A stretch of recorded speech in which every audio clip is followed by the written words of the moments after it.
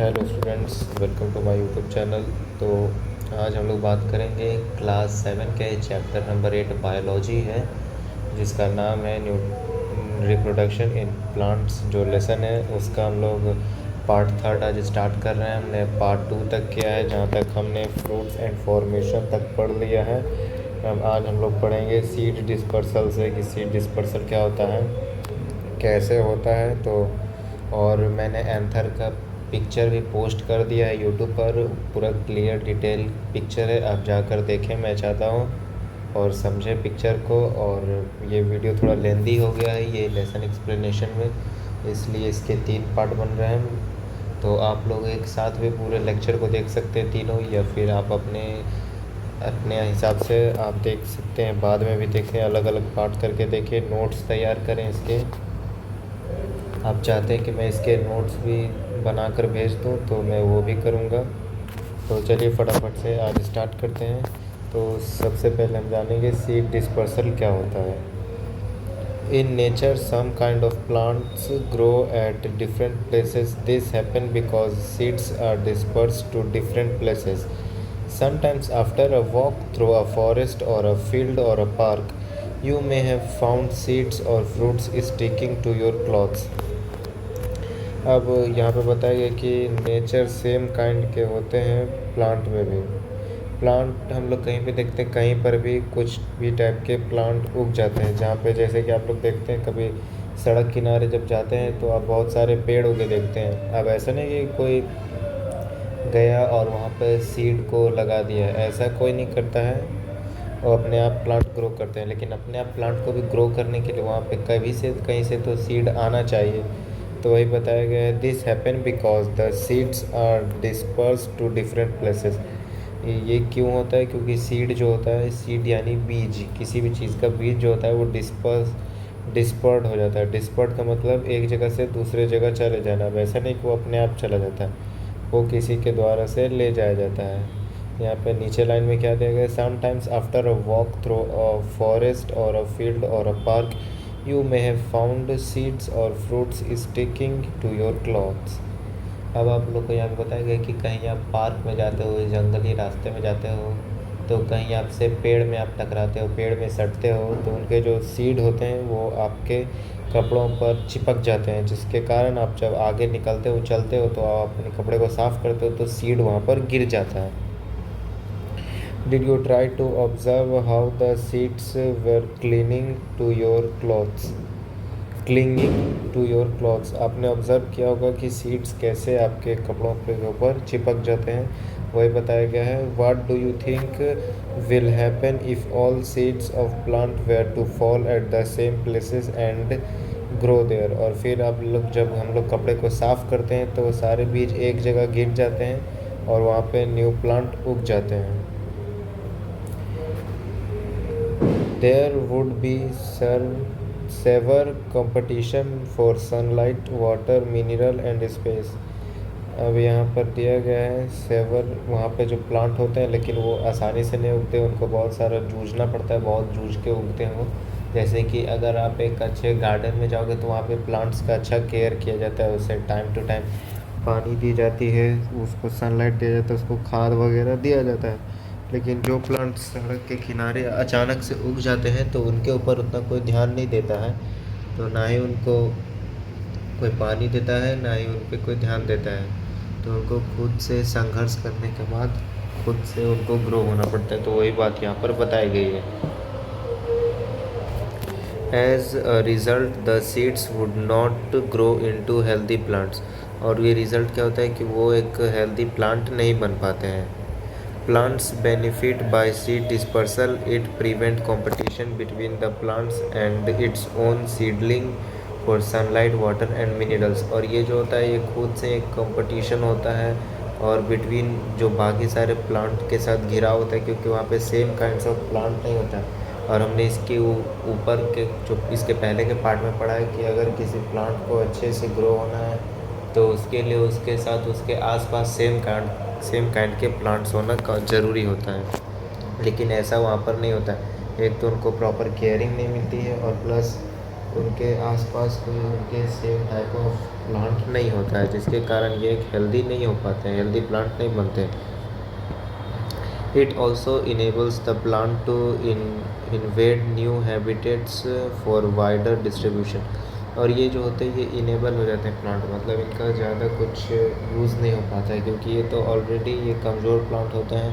अगर कोई फर्नीचर के लिए भी ले जाता है तो मजबूत लकड़े का इस्तेमाल करता है, तो ये उस उपयोग में भी नहीं आ पाते हैं, और ये एक अलग ही हैबिटेट्स में आ जाते हैं अकाउंट। फिर Seeds and fruits of plant are carried away by wind, water and animals। और ये जो सीड्स और फ्रूट जो होता है वो एक और तरीके से कैरिड होता है, जैसे यहाँ पे विंड, वाटर एंड एनिमल्स ये बताया गया। जैसे कि सपोज़ एक कुत्ता है जिसको एक फल गिरा हुआ मिला, तो वो अपने दांत से वो अपने मुंह में पकड़कर उसको ले जाता है और कहीं पर वो गिरा देता है, तो वहाँ पर भी एक न्यू प्लांट ग्रो होने के चांस रहते हैं। या फिर हवा जब तेज़ चलती है तब बीज उखड़ जाते हैं पेड़ से और दूसरे जगह पर जाकर गिर जाते हैं। बारिश के टाइम पर वो बारिश की वजह से गिर जाते हैं, और बारिश के वाटर फ्लो की वजह से वो बहते बहते भी एक जगह से दूसरी जगह ट्रैवल कर जाते हैं। विंगेज seeds such as those of drumstick and maple. और ये जो सीड्स काउंट आते हैं ये ज़्यादातर ड्रम स्टिक्स और मैपल के केस में होता है। मैपल एक टाइप ऑफ फ्रूट है। यहाँ पे आपको डायग्राम दिया गया होगा, आगे देखेंगे डायग्राम। सीड्स ऑफ ग्रासेस और हेयरी सीड्स ऑफ आक। आक एक प्लांट है जिसको मादर कहते हैं। आक को हिंदी में या कहीं और पे मादर भी कहते हैं। मैंने भी देखा नहीं ये क्या होता है, और देखा भी होगा तो इस नाम से नहीं पता। And hairy fruits of sunflower get blown off with the wind to far away places। और ये जो होता है वो जो सीड्स टाइप के फ्रूट होते हैं, जैसे कि सनफ्लावर के, यहाँ पे आपको दिया गया सनफ्लावर के जो सीड्स होते हैं, फ्लावर होते हैं सॉरी, जो सनफ्लावर होते हैं तो वो एक तरह से प्लांट का फ्रूट ही होता है। वो एक पूरा झाड़ी टाइप के होते हैं, हेयरी फ्रूट जिसको कहा जाता है, जिसके ऊपर से बहुत सारे पत्ते वगैरह रहते हैं। वो हवा के साथ साथ हिलते डुलते रहते हैं और दूर भी चले जाते हैं। Some seeds are dispersed by water. और कुछ सीड जो होते हैं बताया कि पानी के साथ भी निकल जाते हैं। These fruits or seeds usually floating ability develop floating ability in the form of spongy or fibrous outer coat and coconut।